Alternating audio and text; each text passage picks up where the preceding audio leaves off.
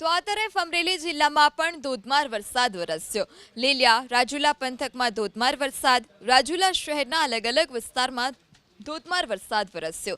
ધોધમાર વરસાદને પગલે રાજુલા શહેરના રસ્તાઓ પાણી થયા। નીચાણવાળા વિસ્તારોના રસ્તાઓ પર વરસાદી પાણી ભરાયા તો બજારમાંથી પણ વાહનોના પૈડા ડૂબી જાય તે પ્રકારે વરસાદી પાણી ફરી વળ્યા।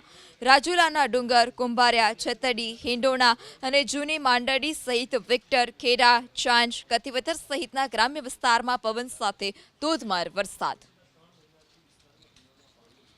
આગળ વાત વલસાડની કે જ્યાં પણ ધોધમાર વરસાદ મેઘરાજા મન મૂકીને વરસ્યા। વલસાડ શહેરના Tithal road, Halar road, station road, Azad chowk, Pagdavada, Kosamba સહિતના વિસ્તારમાં શહેરમાં વરસાદ જોવા મળ્યો તો ગ્રામ્ય વિસ્તાર એવા તિથલ, સેખવી, કોસંબા, મગોદ, ડુંગરી સહિતના ગ્રામ્ય વિસ્તારમાં પણ મેઘરાજા મહેરબાન થયા।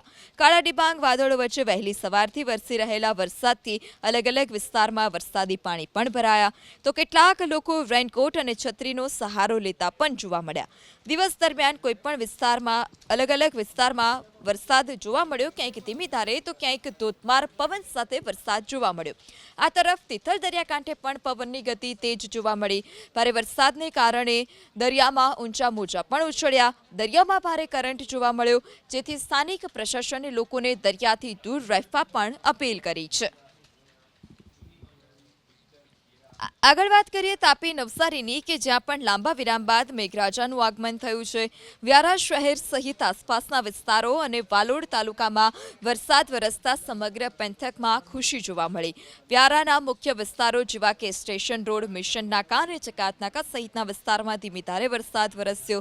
ન માત્ર વ્યારા, સોનગઢ અને વાલોડ તાલુકામાં પરંતુ અલગ અલગ અન્ય વિસ્તારમાં પણ વરસાદી માહોલ જામ્યો છે।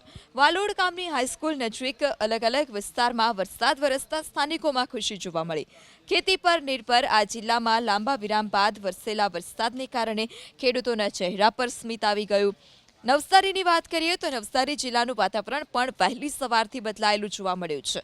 વરસાદને લીધે લાંબા સમયથી ગરમી અને બફારાથી લોકો પરેશાન હતા। વરસાદને કારણે તેઓને ગરમીથી રાહત મળી છે। ચીખલી ટાઉન, થાલા સહિતના ગ્રામ્ય પંથકમાં પવનના સુસવાટા સાથે વરસાદી ઝાપટા